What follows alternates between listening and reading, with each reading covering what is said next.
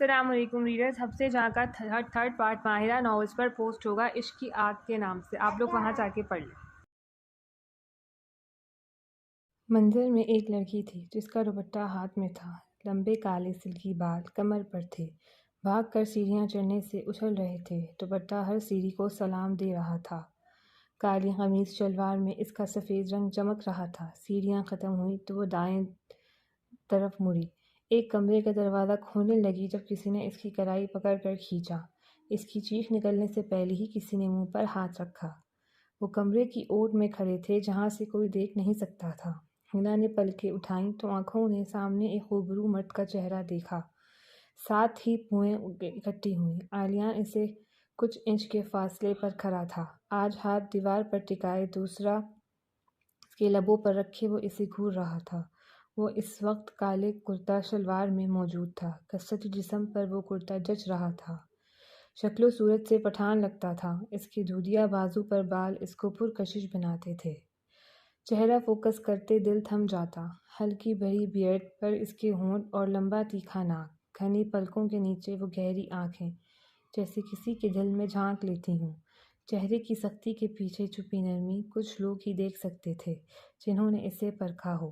حنا نے اپنے ہاتھ سے اس کا ہاتھ نیچے کیا۔ عالیان لالا، تم کو مسئلہ کیا ہے ہم سے؟ جہاں دکھتا ہے پہنچ جاتا ہے، وہ دبی آواز میں بولی، غصہ واضح تھا۔ یہ تم کیا حرکت کر رہی تھی؟ وہ ایک آنکھ چھوٹی کیے تفتیشی افسر کی طرح پوچھ رہا تھا۔ ارے لالا، گلفشاں کے کمرے میں جا رہا تھا، کوئی مسئلہ ہے تم کو؟ اس نے جیسے عالیان پر ماتم کیا۔ جی مسئلہ ہے، گلفشاں کا کمرہ اگر گلفشاں کا ہوتا تو مسئلہ نہ ہوتا، اب وہ شادی شدہ ہے، اس کا ایک عدد شوہر اس کے کمرے میں ہوتا ہے، اور اپنا یہ حلیہ دیکھا ہے تم نے؟ اس نے اسے حقیقت بتائی اور تنقیدی نظروں سے سر تا پیر دیکھا، پھر خود ہی نظریں چرائیں۔ اس کا بھرا بھرا سا جسم بغیر دوپٹے کے واضح تھا، اب ایک الگ تب چڑھی اس پر۔ اس کے اس طرح دیکھنے پر حنا نے اسے گھورا، دوپٹہ ابھی بھی ہاتھ میں تھا۔ ہاں علم ہے ہم کو، اس لیے اس کو باہر بلا لیتا ہم۔ حنا اپنی غلطی اس کے سامنے تو ہرگز نہیں ماننا چاہتی تھی۔ اچھا، اور اپنے حلیے کے بارے میں کیا کہو گی؟ اس بات کو چھوڑتا اب وہ اس پر آیا۔ ارے لالا، تم کو اب ہمارے حلیے سے بھی مسئلہ ہے؟ وہ بے یقینی سے بولی۔ جی مسئلہ ہے، یہ جو 2 گز کا کپڑا ہاتھ میں پکڑا ہے، اسے جس کام کے لیے استعمال کرتے ہیں اسی طرح استعمال کرو۔ اس نے حنا کو گھڑکا، جس پر اس کی موٹی آنکھوں میں غصے کی لہر دوڑی۔ تم کو مسئلہ ہے تو تم نہ دیکھو، ہم کو کوئی مسئلہ نہیں ہے۔ کہتی وہ جانے لگی تو عالیان نے کھینچ کر اسے دوبارہ دیوار سے لگایا۔ تمہیں ایک مرتبہ کی بات سمجھ نہیں آتی؟ دوپٹہ صحیح سے لو، غصے سے کہتے اس کی آنکھیں لال ہوئیں۔ ان کے خاندان میں 4 لڑکے اور 2 لڑکیاں تھیں، حنا اور گلفشاں۔ گلفشاں کی شادی اپنی کزن سے عالیان کے بھائی دانیال سے ہوئی تھی، اور عالیان دانیال کے علاوہ برہان اور عامر بھی تھے، دادا جان تایا جان بھی تھے۔ ایسے میں یہ لڑکی اس طرح گھومتی، عالیان کو یہ منظور نہیں تھا۔ ہمارا دل نہیں کر رہا تو ہم تمہارا حکم کیوں مانیں؟ اس کا انداز باغیانہ تھا، اگر یہی بات کوئی اور کہتا تو وہ جھٹ مان جاتی۔ یہ عالیان جو بولتا ایسے تھا جیسے حکم دے رہا ہو، اس کی بات وہ کبھی نہ مانے۔ اوہ، تو تم نہیں مانو گی؟ جس پر صاف اس نے نفی میں سر ہلایا۔ عالیان مسکرایا، جو فاصلہ ان کے درمیان تھا وہ ختم کیا، جس پر حنا کا رنگ اڑا۔ وہ بالکل اس کے ساتھ کھڑا تھا، 1 انچ بھی آگے ہوتا تو دونوں ایک دوسرے کو چھونے لگتے۔ عالیان لالا، یہ کیا کر رہا ہے تم؟ وہ حواس باختہ سی بولی۔ جو تمہارا دل کر رہا ہے وہ تم کر رہی ہو، اور اب جو میرا دل کر رہا ہے وہ میں کر رہا ہوں۔ کہتے وہ ہلکا سا جھکا، جس پر وہ چیخی، اچھا اچھا، ہم لے رہا ہے دوپٹہ۔ وہ بولی تو مسکرا کر پیچھے ہوا، جلدی جلدی دوپٹہ لیتی، ساتھ اسے بھی دیکھتی۔ گڈ، اب لگ رہی ہو اچھی بچی، ایسے بات مان جایا کرو۔ وہ مسکرایا تو حنا کو اس کی مسکراہٹ زہر لگی۔ وہ ہونہوں کر کے چلی گئی، جس پر عالیان چہرہ جھکائے مسکرایا، ساتھ بالوں میں ہاتھ چلایا۔ اللہ عالیان لالا کو عذاب بنا کر ہماری زندگی میں کیوں بھیجا ہے؟ وہ صوفے پر بیٹھی اب اسے کوس رہی تھی، تھوڑی دیر پہلے والی حالت بمشکل ٹھیک ہوئی تھی۔ شرم کرو لڑکی، لالا ہے ہمارا، اونچا لمبا گبرو جوان، پورے سوات میں ان جیسا کوئی نہیں، اور تم کو ان کو کوس رہا، شرم کرو۔ گلفشاں جانے کہاں سے نازل ہوئی اور اس کی آواز سن کر بولی، انسان کا بچہ نہیں لگتا مجھ کو تمہارا لالا، یہ چالاک لومڑ ہمارے خاندان کا بھی نہیں لگتا۔ دل کی بھڑاس نکالتے وہ افشاں سے بولی، تم نے کون سا دشمنی پالا ہوا ہے ہمارے لالا سے؟ اتنا اچھا تو ہے، جب وہ چلتا ہے تو دور سے لوگ کہہ دیتے ہیں کسی اچھی نسل کا خاندانی مرد آ رہا۔ افشاں کی بات پر حنا نے اسے آنکھیں دکھائیں۔ بھلا جب کوئی کسی کو کوس رہا ہو تو دوسرے بندے کو ساتھ مل کر کوسنا نہیں چاہیے؟ یہاں تو نظام ہی الٹ تھا۔ تم اگر 10 منٹ بیٹھ کر میرا دل ہلکا کرنے میں مدد نہیں کر سکتا تو مت بولو، ہمارا دل اور مت جلاؤ۔ وہ ہاتھ اٹھا کر ختمی لہجے میں بولی، جس پر افشاں اسے دیکھتے اٹھ گئی۔ یہاں تو سبھی اس چالاک لومڑ کا دوست ہے، ایک ہم ہی اکیلا ہے، وہ آہ بھرتی بولی۔ رات کا کھانا کھانے کے بعد دادا جی نے بڑوں کی بیٹھک لگائی، جس میں دونوں تایا، ان کی بیویاں دانیال اور آلیان کو خصوصی بلایا گیا تھا اور باقی سب کو اندر آنے سے منع کر دیا گیا تھا۔ ارے افشاں، یہ تائی جان کہاں ہے؟ ہم کو اس سے کچھ کام ہے۔ حنا سیڑھیاں اترتی افشاں تک آئی۔ دادا جان کے کمرے میں ہے، افشاں نے جواب دیا۔ اچھا تو تائی حلیمہ کدھر ہے؟ حنا نے افشاں کی امی کا نام لیا۔ وہ بھی ادھر ہے۔ افشاں کے جواب دیتے حنا کو کچھ گڑبڑ لگی۔ اب ادھر کیا کر رہے ہیں؟ ہم جا کر دیکھ کر آتا ہے، وہ کات لگی تو افشاں بولی، نہیں تم ادھر مت جانا، دادا جان نے سب کو اندر آنے سے منع کیا ہے، افشاں نے بتایا۔ ارے ایسا کیا بات کر رہے ہیں جو ہم نہیں سن سکتا؟ وہ آنکھیں چھوٹی کیے وہاں سے چلی گئی، جبکہ افشاں نے کندھے اچکا دیے۔ وہ دادا کے کمرے کے باہر کھڑی دروازے سے کان لگا کر سننا چاہ رہی تھی۔ جب دروازہ کھلا وہ پیچھے ہوئی، پھر دروازہ بند ہوا۔ اندر سے آنے والا کوئی اور نہیں، آلیان خانزادہ تھا۔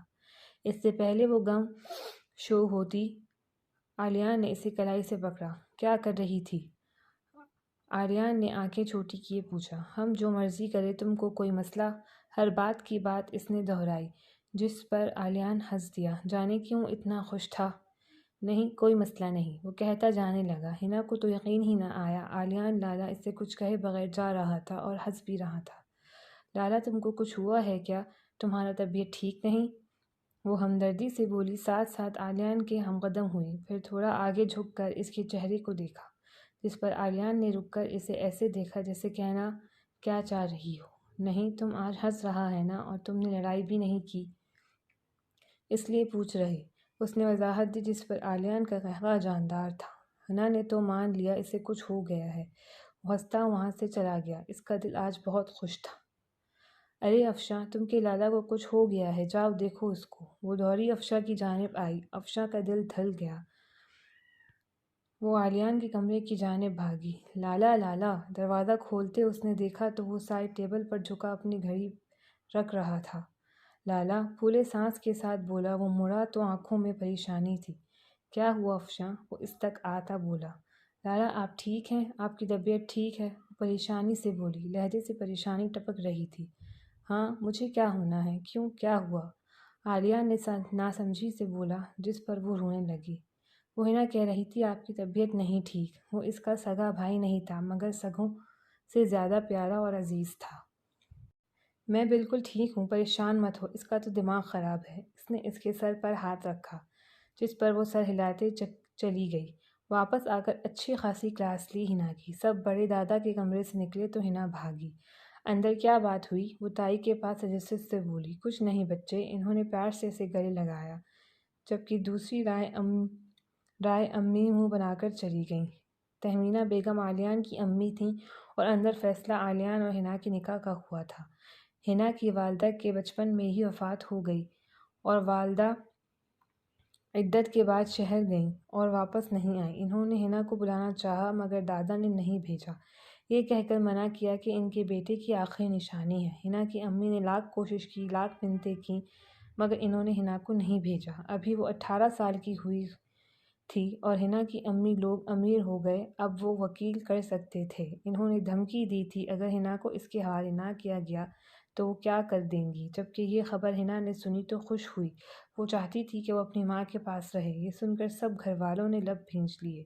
ابھی تک جو طے پایا تھا کہ وہ اپنی امی کے پاس شہر جائے گی، مگر دادا کی چال اس کے برعکس تھی۔ بچپن سے ہی اسے ماؤں والا پیار افشاں کی امی سے ملا تھا، جبکہ آلیان کی امی اس سے کھچی کھچی رہتی، اسے ڈانٹ بھی دیتی تھیں، اس لیے وہ تھوڑی کھچی کھچی سی رہتی تھی۔ اور اس کا مطلب اس نے یہ نکالا تھا کہ اس کی اور آلیان کی دشمنی ہے لڑائیاں ہوتی ہیں تو اس نے تائی امی کو شکایت لگائی ہوگی، اس لیے وہ اس سے دور رہتی تھی۔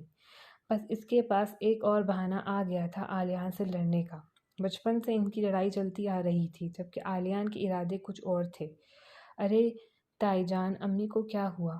اس نے حلیمہ سے پوچھا۔ کچھ نہیں ہوا۔ وہ اسے اپنے ساتھ لگائے صوفوں تک لائیں، پھر اسے کمرے میں جا کر سونے کا کہا۔ وہ ساری رات اس سے تجسس میں رہی کہ ایسی کیا بات ہوگی، پھر تھوڑی دیر بعد سوچتی اسے کیا، وہ تو امی کے پاس شہر چلی جائے گی۔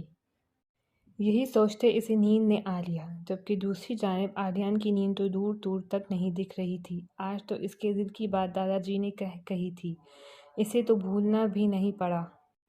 اوپر سے وہ نخرے دکھا کر آیا تھا کہ آپ کہہ رہے ہیں تو ٹھیک، ورنہ اسے اس میں دلچسپی نہیں۔ ایک ماہ تھا ابھی نکاح میں۔ وہ اسے یہ بات بتانا چاہتا تھا مگر دادا نے منع کر رکھا تھا۔ اس سے انتظار نہیں ہوا۔ چپل پہن کر وہ پیچھے سے آیا، دروازے کے بجائے کھڑکی سے اندر آیا تو کمرے کے وسط میں رکھے بیڈ پر وہ بے فکر بے پرواہ سو رہی تھی۔ وہ اس کے بیڈ پر اس کے ساتھ بیٹھ گیا۔ ہاتھ بڑھا کر اس نے اس کے چہرے پر آئے بال پیچھے کیے تو لگا چاند بادلوں کی اوٹ سے نکل آیا۔ اس کی نظر اس کے سراپے پر گئی تو وہ شرمایا، آنکھیں جھکیں۔ پاس پڑے دوپٹے کو اس نے اس پر پھیلایا۔ وہ اسے چھونا چاہتا تھا مگر حق نہیں تھا۔ وہ اس سے ڈھیر ساری باتیں کرنا چاہتا تھا مگر وہ سنتی کہاں تھی۔ وہ اسے اپنے پاس بڑھانا چاہتا تھا مگر حق نہیں تھا۔ ہنا، اب بس بہت جلد تم مجھ تک آؤ گی، پھر کبھی مجھ سے دور نہیں جا پاؤ گی، میری جنگلی بلی۔ اس نے ہاتھ بڑھا کر اس کی ناک کو چھوا، جس پر وہ کسمائی، مگر وہ اسے دیکھتا رہا۔ جانے کتنی دیر پھر اٹھا اور اپنے کمرے میں آیا۔ اب نیند آنے میں آسانی تھی، جلد ہی نیند نے آ لیا۔ صبح ناشتے کی ٹیبل پر آلیان کی شادی کا اعلان ہوا۔ 1 ماہ بعد کی تاریخ رکھی گئی تھی، جس پر ہنا کی زبان میں گدگدی ہوئی۔ ارے لالا، تم کو مبارک ہو، جانے کس کا کام کر تمہارے ساتھ پھوٹا ہے؟ جس پر ہنسی ضبط کرتے حلیمہ نے اسے خاموش کروایا، جبکہ آلیان نے خون آشام نظروں سے اسے گھورا۔ جواباً وہ بھی اسے آنکھیں دکھا گئی۔ آج خواب اتنا عجیب آیا تھا اور صبح صبح اس خوشخبری نے تو اسے خوش کر دیا۔ جہاں وہ خواب، کہاں اب وہ خود۔ سب مرد ناشتہ کر کے اٹھ گئے۔ جب وہ برتن اٹھاتے ہنا کی زبان پر کھیری ہوئی۔ ارے آلیان، لالا کا شادی ہوگا اور شادی والے دن لالا اس کو کہے گا، یہ تم دوپٹہ ایسے کیوں لے کے بیٹھا، ایسے لو۔ وہ اس کی نقل اتار رہی تھی جب تمہینہ نے غصے سے بولی، تمیز سے لڑکی، تھوڑی تمیز سے بات کرو۔ جس پر ہنا خاموش، کوئی چہرہ بوجھل ہوا۔ اور یہ منظر آلیان نے اپنی آنکھوں سے دیکھا۔ اس کا اترا چہرہ اسے اداس کر گیا۔ ان کی دوبارہ ملاقات رات کو ہوئی، جب حلیمہ نے چائے کا مگ پکڑا کر اسے آلیان کو دینے کا کہا تھا۔ اس کے سر میں درد تھا۔ وہ بڑبڑاتی اس کے کمرے میں آئی۔ دروازہ نوک کرنا تو اس نے سیکھا ہی نہیں تھا۔ سامنے وہ اپنی شرٹ اتار رہا تھا۔ جب وہ اندر آئی، وہ سٹپٹا گیا، جبکہ ہنا نے اسے عجیب نظروں سے دیکھا اور چائے سائڈ ٹیبل پر رکھی۔ سرکار، یہ خاص خادمہ آپ کے لیے چائے لائی ہے، براہ مہربانی پی لیجیے، وہ اسے چڑھاتی بولی۔ او تو خاص کیا زہر ملا کر لائی ہیں؟ اس کی شرٹ کے گلے بٹن کھلے تھے۔ کاش ہم ایسا کر سکتے، مگر تائی امی کا چہرہ یاد آتا ہے تو یہاں رک جاتے ہیں۔ وہ کیا ہے نا، تم نے شکایتیں لگا لگا کر ان کے کان بھر دیے ہیں۔ اب جو تم کو چھینٹ بھی آتا ہے تو تائی امی ہم کو ایسے دیکھتا ہے جیسے ہم نے کچھ کر دیا ہے۔ جس پر وہ سر جھکا کر مسکرایا۔ اچھا اب ہٹو سامنے سے، ہم کو اور بھی کام ہے۔ وہ اس کے پاس سے گزرنے لگی جب یکدم اس کے سامنے آیا۔ وہ سٹپٹائی۔ لالا، یہ کیا حرکت کر رہا ہے، ہم کو ذرا اچھا نہیں لگتا، وہ حتمی لہجے میں بولی۔ مگر مجھے تو اچھا لگ رہا ہے، یوں تمہارے سامنے کھڑے ہونا، پھر تمہارا ہاتھ پکڑنا۔ وہ اس کا ہاتھ پکڑتا بولا، جس پر ہنا نے جلدی سے ہاتھ کھینچا۔ تمہارا دماغ خراب ہو گیا ہے؟ ہنا کو واقعی ایسا لگا۔ ہاں، ہو گیا ہے، وہ اور آس پاس آتے رومانوی لہجے میں بولا۔ لالا، خدا کا خوف کرو، 1 مہینے بعد تمہارا شادی ہے، اب تو ہمارا پیچھا چھوڑ دو، وہ غصے سے کہہ رہی تھی، جبکہ آلیان خانزادہ لب بھیج گیا تھا۔ اگر دادا سائی نے قسم نہ دی ہوتی تو وہ ابھی اس بیوقوف لڑکی کو بتا دیتا کہ وہی اس کی ہونے والی بیوی تھی۔ اور ویسے بھی ہم کچھ دن کا مہمان ہیں، تمہاری شادی کے بعد ہم واپس اپنی ماں کے پاس شہر چلا جائے گا، وہ خوشی سے کہتی وہاں سے چلی گئی تھی، جبکہ وہ پیچھے لگ جبکہ وہ پیچھے لب بھیج گیا۔ اتنا عرصہ وہ ان کے ساتھ رہی اور ایک پل میں چھوڑ دینے کو چن لیا۔ اس کا دل کٹ سا گیا۔ شادی کی تیاریاں زور و شور سے شروع ہوئیں۔ سب اپنی اپنی پسند سے شاپنگ کر رہے تھے۔ شادی میں 2 ہفتے باقی تھے جب افشاں اور حنا کو شاپنگ پر دانیال لایا تھا، مگر وہاں پہنچتے ہی وہ اسے بھول گئے۔ اس بات کو حنا نے محسوس کیا۔ اسے لگتا تھا وہ اس گھر میں ایکسٹرا چیز تھی۔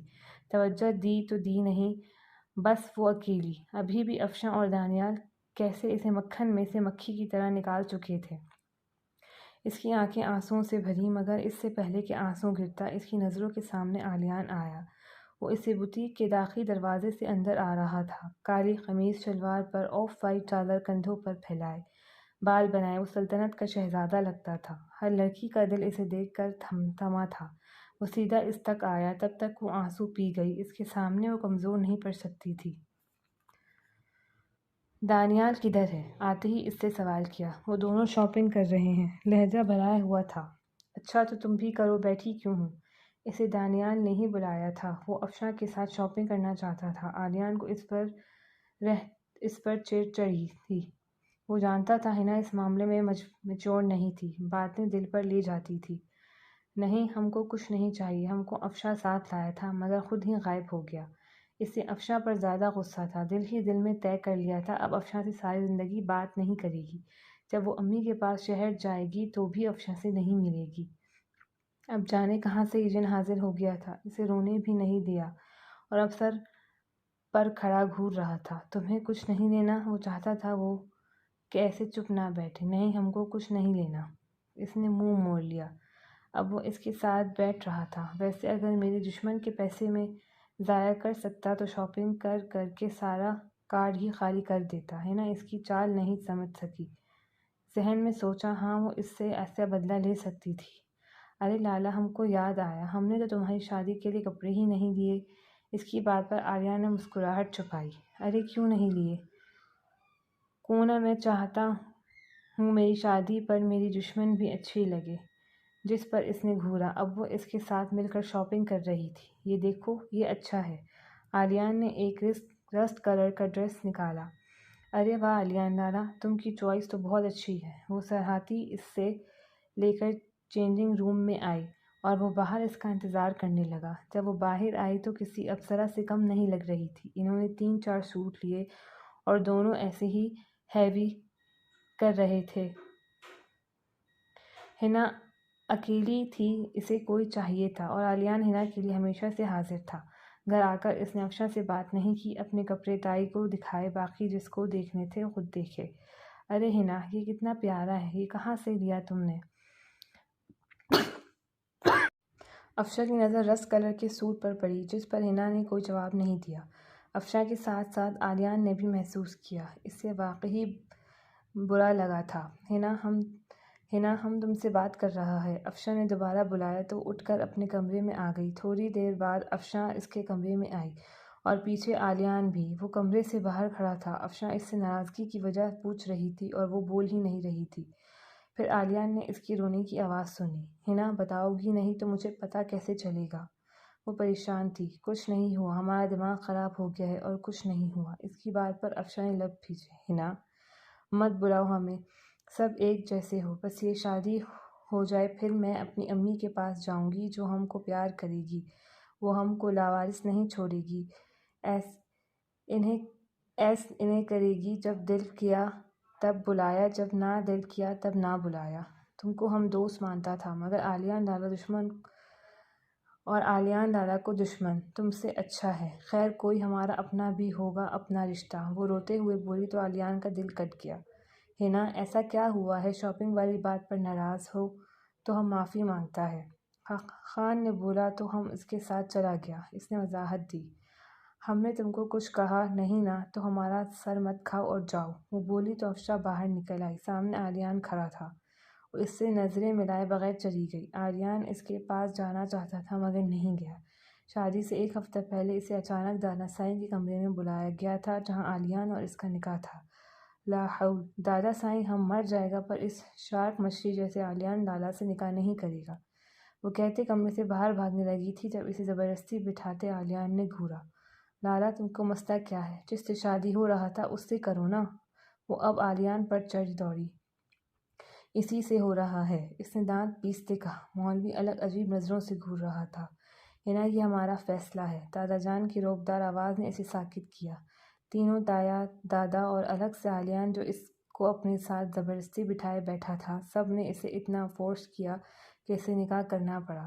دادا ہم احسان سمجھتا تھا کہ تم نے ہم کو پالا۔ جب ہم اپنی ماں کے پاس جاتا تو سب سے زیادہ تم کو یاد کرتا، مگر تم نے اپنے احسان کا بدلہ لے لیا۔ اب ہم سے اور کچھ مت امید رکھنا۔ وہ کہتی وہاں سے چلی گئی۔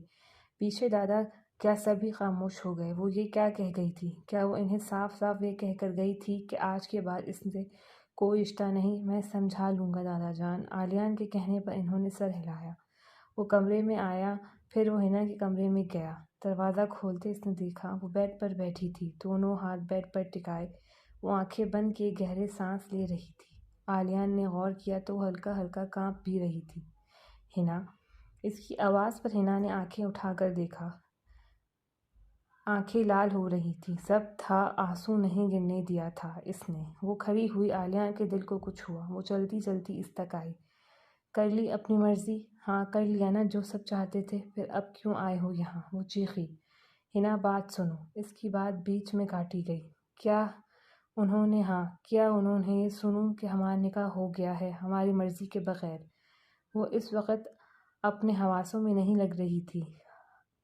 اب کہ سب ایک جیسے ہو، پتہ نہیں میں کون سا گناہ کیا جو یہاں ہوں۔ اس کی بات پر آلیان کے ماتھے پر بل آئے۔ ایسا کون سا گناہ تھا جس کی اتنی بڑی سزا دی ہے تم سب نے؟ میں کیا کیا؟ ساری زندگی میں ماں باپ کو ترستی ہوں، اور جب میں اپنی ماں کے پاس جانے لگی تم سب نے مل کر یہ کیا میرے ساتھ۔ آپ کے سب ایک جیسے ہو۔ اس کا دوپٹہ گرا تھا۔ آلیان نے جھک کر اٹھایا۔ میں ساری زندگی ترستی رہی ممتا کو، تائی امی کی ڈانٹیں کھائیں، میں نے سب سہ لیا، مگر یہ سب کیا کیا تم سب نے؟ وہ آلیان سے پوچھ رہی تھی۔ آلیان کو نہیں پتا تھا کہ اس سے اتنی شکایتیں ہیں۔ میں ہوں کون؟ تم سب مجھے بتاؤ دو۔ جب دل کرتا ہے تب بات کر لی، جب دل نہیں کرتا تو ہنا کون؟ میرا باپ زندہ ہوتا تو میں دیکھتی کون میرے ساتھ یہ سب کرتا۔ جب کسی کا دل کیا آ کر بھراؤ مجھ پر نکال لی۔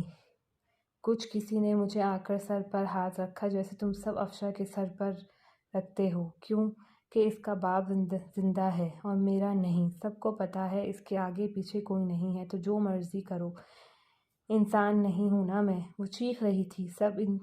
سب سن رہے تھے۔ آواز باہر تک آ رہی تھی۔ افشا کو لگا وہ اس کی مجرم ہے، رائے کو لگا وہ اس کی مجرم ہے، دانیال کو بھی لگا، مگر وہ اس سے محبت کرتے تھے۔ اور تم نے بھی کیا جو خوب دشمنی نبھائی۔ اب دفع ہو جاؤ یہاں سے، سب مر گئے ہیں میرے لیے۔ وہ اس کو دھکا دے کر نکال رہی تھی۔ ہنا بات سنو، ایسا نہیں ہے جیسا تم سوچ رہی ہو۔ اس نے اسے سمجھایا۔ جیسا بھی ہو ہمیں نہیں سمجھنا۔ وہ اسے نکال کر اندر سے تار لگا چکی تھی۔ اب وہ اونچا اونچا رو رہی تھی اور آلیان بے بسی سے اسے سنتا رہا۔ جب اسے آواز نہیں آئی تو وہ نیچے آیا۔ کسی سے نظریں ملائے بغیر وہ باہر نکل گیا۔ سب ایک دوسرے سے نظر چرا رہے تھے۔ افشا نے آ کر اس کا دروازہ کھٹکھٹایا، مگر شاید وہ روتے روتے سو گئی تھی۔ رات کو آلیان کی واپسی ہوئی۔ وہ پیچھے سے اس کے کمرے میں گیا تھا۔ وہ بیڈ سے ٹیک لگائے کارپیٹ پر گھٹنوں کے بل بیٹھی سو رہی تھی۔ وہ اس کے پاس آ کر بیٹھا۔ اس کا چہرہ دائیں جانب جھکا ہوا تھا۔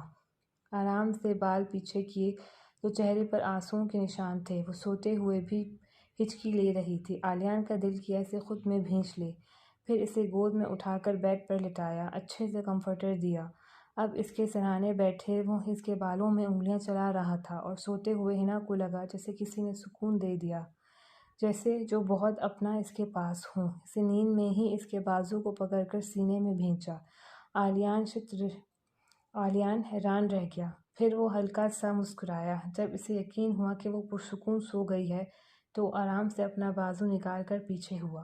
ہلکے سے لب اس نے اس کی آنکھوں پر رکھے، پھر وہ اپنے کمرے میں آ گیا۔ اگلے دن بھوک لگنے پر بھی وہ نیچے کھانا کھانے نہیں آئی۔ افشا اسے بلانے آئی، مگر اس نے دروازہ نہیں کھولا۔ دوپہر بھی نہیں کھایا۔ اب رات کو پیٹ میں درد شروع ہو گیا تھا اور ادھر سے آلیان کی بس ہوئی تھی۔ وہ دوسری چابی سے دروازہ کھول کر آیا تھا جب وہ کمرے کے وسط میں کھڑی تھی۔ اسے اپنے کمرے میں دیکھ کر ماتھے پر بل آئے۔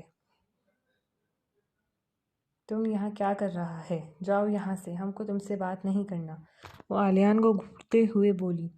اور جیسے میں تمہاری بات مان لوں گا، جواباً آلیان بولا، جس پر وہ منہ بناتی واش روم جانے لگی۔ اسے عذاب کو دیکھنا بھی نہیں چاہتی تھی۔ آلیان نے اس کا راستہ روکا۔ کیا مصیبت ہے؟ وہ چیخی۔ کھانا کیوں نہیں کھا رہی؟ آلیان نے پوچھا۔ ہمارا جب دل کرے گا ہم تب کھانا کھائے گا، تم سے پوچھ کر نہیں کھانا ہم کو۔ اس کے دو ٹوک جواب پر آلیان بولا، اگر مجھے اپنے دشمنوں سے کرنا ہوتا تو میں کبھی کھانے پر کمپرومائز نہ کرتا، بلکہ ڈبل کھاتا تاکہ لڑنے کی انرجی رہے۔ کی بات پر ہنا سوچ میں پڑی بات تو درست کر رہا تھا۔ ہمیں تب بھی نہیں کھانا، بھوک نہیں ہے۔ اس کے بولتے ہی پیٹ سے آواز آئی، جس پر آلیان نے بھویں اچکا کر اسے دیکھا۔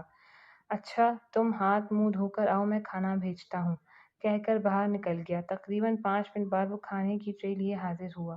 ہنا کے سامنے ٹرے رکھی اور خود بھی اس کے سامنے بیٹھ گیا۔ کھانا کا نوالہ لیتے اس کی آنکھیں بھر آئیں۔ دوسرا نوالہ منہ میں ڈال رہی تھی جب آنسو گالوں پر بہنے لگے، مگر وہ خاموشی سے کھانا کھاتی رہی۔ اس میں رونے والی کیا بات ہے؟ اس کا پوچھنا تھا۔ وہ اسے خونخوار نظروں سے دیکھتی کھانا چھوڑ گئی۔ ارے ایسے کیا دیکھ رہی ہو، کھانا کھاؤ۔ اس نے دونوں ہاتھ اوپر کرتے سرنڈر کیا۔ اب کھانا کھا کر وہ ٹرے پکڑ کر سائڈ ٹیبل پر رکھ رہا تھا جب وہ سونے کو لیٹ گئی۔ ہنا مجھے تم سے بات کرنی ہے، اسے لیٹا دیکھ کر بولا۔ زبردستی نکاح تو کر لیا ہے، اب بات کرنا ضروری ہے۔ اس نے شکوہ کن آنکھوں سے دیکھا۔ ہاں ضروری ہے، اور اگلے 2 سیکنڈ میں تم مجھے بیٹھی ہوئی ملو۔ اس کے کہنے پر وہ اٹھ بیٹھی۔ دیکھو ہنا، سمجھنے کی کوشش کرو، ایسا نہیں ہے جیسا تم سمجھ رہی ہو۔ اس کی بات وہ بیچ میں کاٹ گئی۔ تو تم یہ کہنا چاہ رہے ہو ہم پاگل ہیں؟ نکاح ہماری مرضی سے ہوا ہے یا تم کو ہم سے دشمنی نہیں تھا؟ آواز البتہ نارمل تھی۔ شکر ہے چیخی نہیں۔ نہیں مجھے تم سے کوئی دشمنی نہیں۔ اس کی بات پر ہنا کے ماتھے پر بل آئے۔ اور کوئی وجہ ہے؟ دادا جان نے یہ نکاح کروایا ہے، وہ تمہیں خود سے دور نہیں جانے دینا چاہتے تھے۔ اس کی بات پر وہ استہزائیہ ہنسی۔ ایسے مت دیکھو، اور گھر والے بھی تم سے پیار کرتے ہیں، تم خود ایسا سوچ رہی ہو۔ ابھی وہ بول رہا تھا جب وہ بولی۔ بس ہو گیا، ٹھیک ہے مان لیا، اب جاؤ۔ اس کی بات پر آلیان کے ماتھے پر بل آیا۔ بات سنو، حکمیہ لہجہ۔ کیوں سنوں؟ وہ بھی ویسے ہی بولی۔ کیونکہ میں کہہ رہا ہوں، آلیان بولا۔ اور تم کون ہو؟ آنکھیں چپکا کر بولا۔ تمہارا شوہر آلیان خان زادہ۔ اس بات پر ہنا کو غصہ آیا۔ تمیز سے، شوہر نہیں ہوں، میرے دشمن ہوں، اور اس سے آگے بڑھنے کی کوشش مت کرو۔ وہ بیڈ سے کھڑی ہو گئی۔ دونوں ایک دوسرے کے مقابل کھڑے تھے۔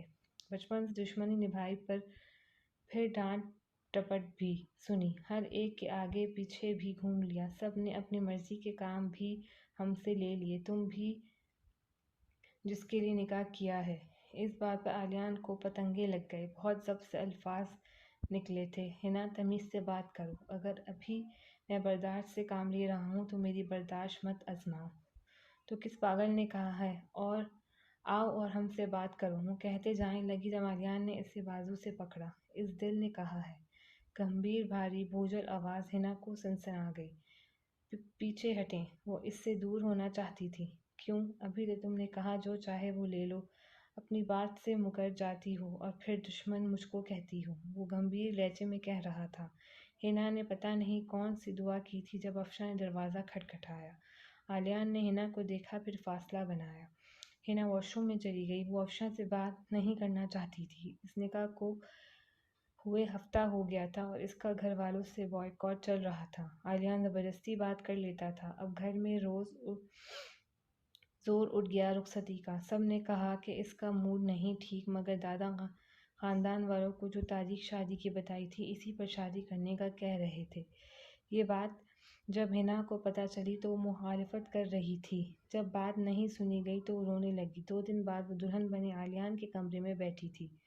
آلیان کمرے کا دروازہ کھول کر اندر آیا تو وہ آتش فشاں بنی اس کو قتل کرنے کے لیے موجود تھی۔ اس کی کالی آنکھوں میں سرخ ڈورے تھے۔ اس کا دلایا ہوا رز جوڑا پہنے وہ خوبصورت ترین لگ رہی تھی۔ دروازہ کھول کر اسے اندر آتا دیکھ کر ہوں کھڑی ہوئی عالیہ نے دروازے کو لاک کیا۔ مرا تو وہ اس کے پیچھے کھڑی تھی، خوار نظروں سے گھورتی عالیہ کو مسکراہٹ ضبط کرنے پر مجبور کر گئی۔ کر لی اپنی منمانی، تم سب انسان بھی ہو کہ نہیں؟ اس کی بات پر عالیہ نے ناسمجھی سے دیکھا۔ ہم سوچ بھی نہیں سکتے تھے، اتنے گھٹیا اور گرے ہوئے لوگ ہو تم سب۔ ایک بیٹی کو ماں سے نہ ملانے کے لیے اس کی زندگی برباد کر دی۔ سوچو اگر یہی افشا کے ساتھ ہوتا۔ وہ اس کا ضبط آزما رہی تھی، وہ بھی امید لگا بیٹھا تھا کہ اس کے لیے تیار ہو کر اس کا انتظار کر رہی ہوگی۔ یاد رکھو تمہارا خاندان بھی یہی ہے، اس نے دھیمی آواز میں غرا کر کہا۔ بدقسمتی سے، مگر ہم نہیں مانتے اور فکر مت کرو، یہ سب بھی نہیں مانتے۔ اور تم آج کل جو دادا کے سفیر بن کے اچھائی کا ڈرامہ کر رہے ہو، اب اس اسکرپٹ سے نکل آؤ، پورا ہو گیا دادا کا ڈرامہ۔ عالیہ کو تپ چڑھی۔ حنا اب تک حد سے بڑھ رہی ہو، وہ اونچا بولا۔ میں حد سے بڑھ رہی ہوں؟ پہلے اپنے گریبان میں جھانکو، پھر دوسروں پر بات کرنا، نفرت سے کہتے وہ مڑی جب عالیہ نے اسے کھینچا تھا اور وہ سیدھا اس کے سینے سے آ لگی۔ دوبارہ کہو، اسے لگا وہ ڈر جائے گی۔ میں کہہ رہی ہوں عالیہ خانزادہ، اپنے اور اپنے خاندان کے گریبان میں جھانک کر دیکھو، پھر مجھ تک آنا۔ بھول ہے تم لوگوں کی، مجھے قید کر لو گے۔ وہ بھی حنا خانزادہ تھی، تمہیں میں اور کتنی مرتبہ بتاؤں کہ تم غلط سوچ رہی ہو۔ اسے لگ رہا تھا وہ ضبط کھو دے گا، بیوی اتنا سجی سوری کھڑی تھی، اوپر سے ظالم پورے خاندان کے بدلے بھی اس سے لے رہی تھی۔ وہ اپنا آپ چھڑا رہی تھی جب عالیہ جھکا تھا اور اس کے لبوں پر اپنے لب رکھتے بس ہوئی تھی۔ وہ اس کی بیوی تھی، بچپن کی محبت۔ کچھ سیکنڈ کے لیے وہ فریش ہوئی، گال گلابی ہوئے۔ جب وہ پیچھے ہٹا تو اسے دھکا دے کر چینجنگ روم میں گھسی۔ تقریباً آدھے گھنٹے بعد وہ واپس آئی تو وہ بیڈ پر سو رہا تھا۔ وہ تکیہ اٹھائے صوفے تک آئی، جب عالیہ کی آواز آئی، واپس آؤ بیڈ پر، یہاں کوئی ڈرامہ نہیں چل رہا۔ مگر وہ ڈھیٹ وہیں صوفے پر لیٹی تھی۔ رات جانے کس وقت وہ اٹھ کر آیا تھا اور اسے اٹھا کر بیڈ پر لٹایا تھا۔ اگلے دن ناشتہ رکھنا کر وہ کمرے میں جانے لگی جب داخلے دروازے سے کوئی اندر داخل ہوا۔ ہاں، وہ اس کی ماں تھی، اس سے مماثلت رکھتی تھی۔ اماں، منہ سے لفظ نکلے جب عالیہ اس کے پیچھے آ کھڑا ہوا۔ وہ بھاگ کر ماں کے گلے لگی تھی اور وہ اسے سینے میں بھینچتے رونے لگی۔ پھر پیچھے کیا، اس کے آنسو صاف کیے، پھر گلے لگایا۔ یہ ایموشنل سین سب گھر والے دیکھ رہے تھے۔ اب آگے کیا ہونا تھا؟ میرا بچہ، میں تمہیں لینے آئی ہوں، اب کوئی نہیں روک سکتا۔ 18 سال روکے رکھا مجھے تم سے ملنے کو، اب نہیں روک پائیں گے۔ وہ اس کے بال ٹھیک کرتے بولی، پھر اسے اپنے پیچھے کیا۔ آپ نے اچھا نہیں کیا میرے ساتھ۔ انہوں نے دادا کو دیکھا، میں نے آپ کو بابا کہا اور آپ نے مجھ سے میری بیٹی چھین لی۔ آج میں سب کے سامنے لے کر جاؤں گی اسے، اور کوئی مجھے روک کر دکھائے۔ عالیہ آگے آیا۔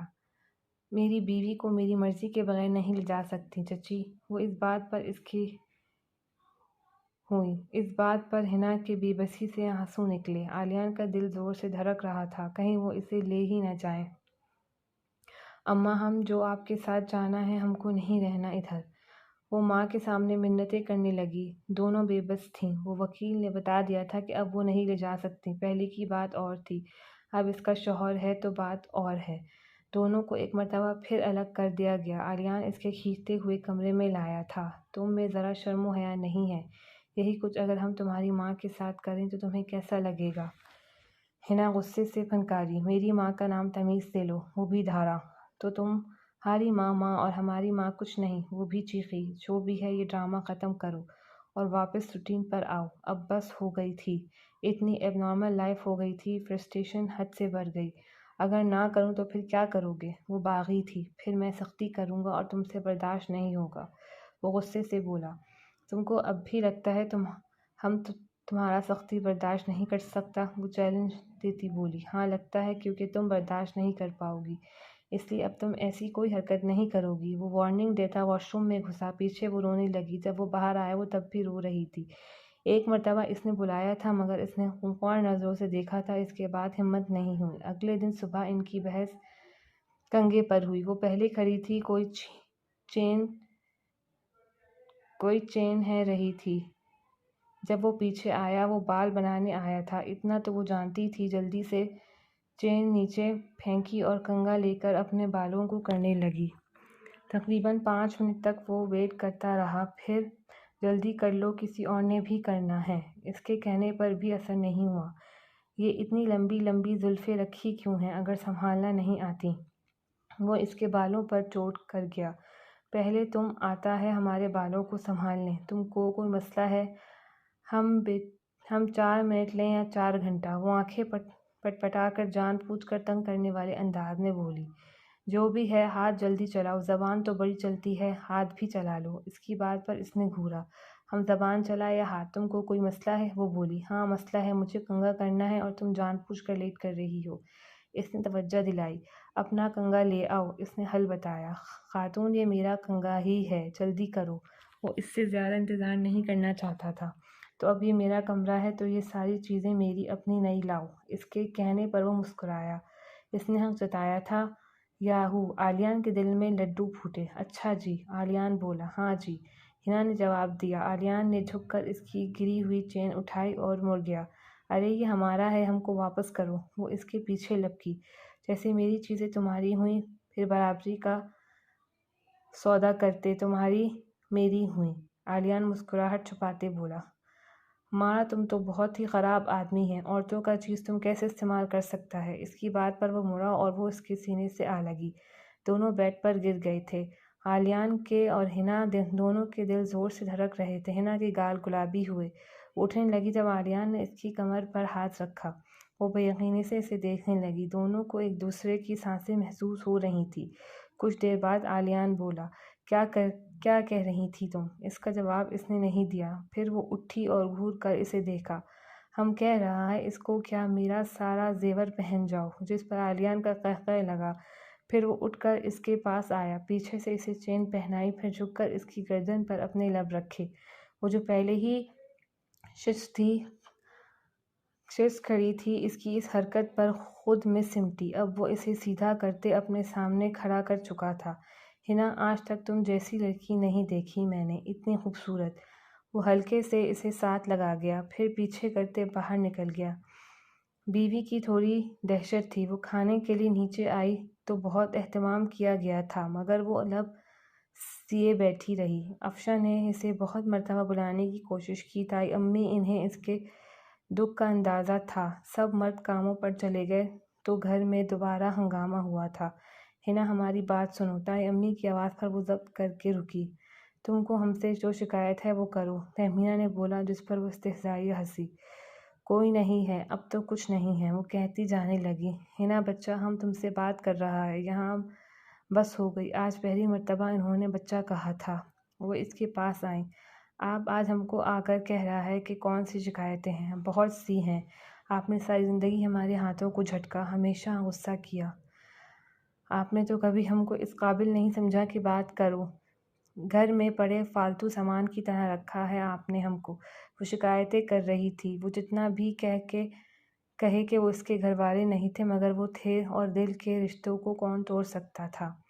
آج سب نے مل کر سارے گلے شکوے دور کیے۔ رات کو گھر واپس آ کر آلیان کو پرانی ہنا ملی۔ دل میں سکون سا اترا۔ کھانا کھاتے ہوئے بھی ساتھ بیٹھے وہ اسے دیکھ کر مسکرا رہا تھا، اور تہمینہ اسے دیکھ کر خوش ہوتی رہیں۔ کھانا کھا کر وہ کمرے میں آئے۔ ہنا، میرے لیے چائے تو لاؤ، حکمی انداز میں بولا۔ یہ آپ حکم کس کو دے رہا ہے؟ وہ ماتھے پر بل لیے بولی۔ تم، اس نے چڑھایا۔ ہم تو تمہارا حکم تب نہیں مانتا تھا جب تمہارا بیوی نہیں تھا، اب کیوں مانے؟ اس بات پر دل خوش ہو گیا آلیان کا۔ وہ اٹھ کر اس کے پاس آیا۔ ابھی تم نے کیا کہا؟ دوبارہ بولو۔ آلیان کے کہنے پر وہ دوبارہ بولی۔ ہم کہہ رہا ہے کہ ہم تمہارا جب بیوی نہیں تھا تب نہیں مانتا تھا تمہارا حکم، تو اب کیوں سنیں؟ جس پر آلیان کی آنکھیں چمکیں۔ اس کو دیکھتے ہنا کو احساس ہوا اس نے کیا کہا ہے۔ گال گلابی ہوئے۔ آلیان کا دل کیا اس کے گالوں پر چٹکی بھر لے، اور اس نے بھر لی۔ یار ہنا، تم کتنی کیوٹ ہو، وہ دونوں گال کھینچتے بولا۔ اور تم اتنا ہی افلاطون۔ وہ واپس اپنے فارم میں آئی تب آلیان آگے آگے بھاگا اور وہ پیچھے۔ رات کو بھی اس کے سونے کے بعد وہ اس کے سر میں انگلیاں چلاتا رہا۔ یہ ایک عادت سی ہو گئی تھی، اور اسے معلوم ہی نہیں تھا کہ اس کی پرسکون نیند کا راز اس کا دشمن تھا۔ نیند آئی تو وہ اس کے ساتھ سر جوڑ کر سو گیا۔ صبح ہنا کی آنکھ چھن سے کھلی، سانس گھٹ رہی تھی۔ آنکھیں کھولتے اس نے علیان کو دیکھا، وہ اس کی گردن میں منہ چھپائے سو رہا تھا۔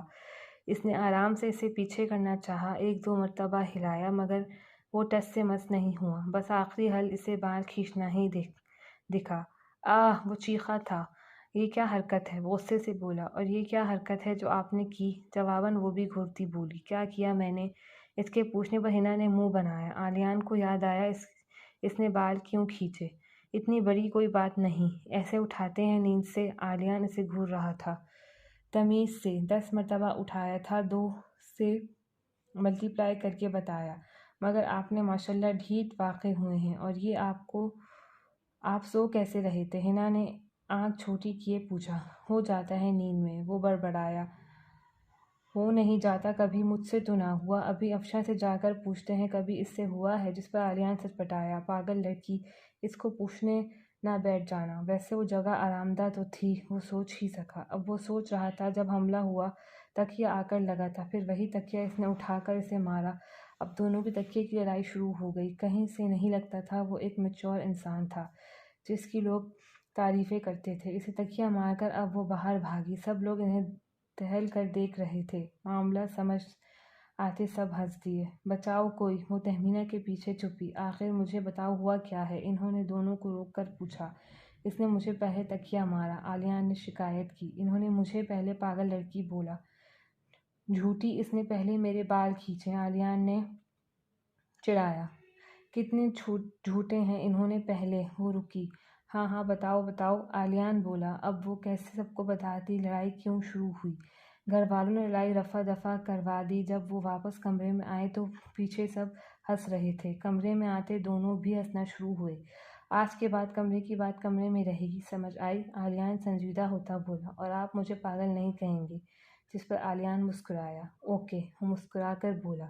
تمہارے لیے ایک سرپرائز ہے، آج تمہاری ماما آ رہی ہیں۔ جس پر وہ پہلے حیران ہوئی، پھر اچھلتے اس کے گلے لگی۔ سچی؟ ہائے اللہ، آپ بہت اچھے ہیں۔ جس پر وہ اس کے گرد بازو باندھتا مسکرایا۔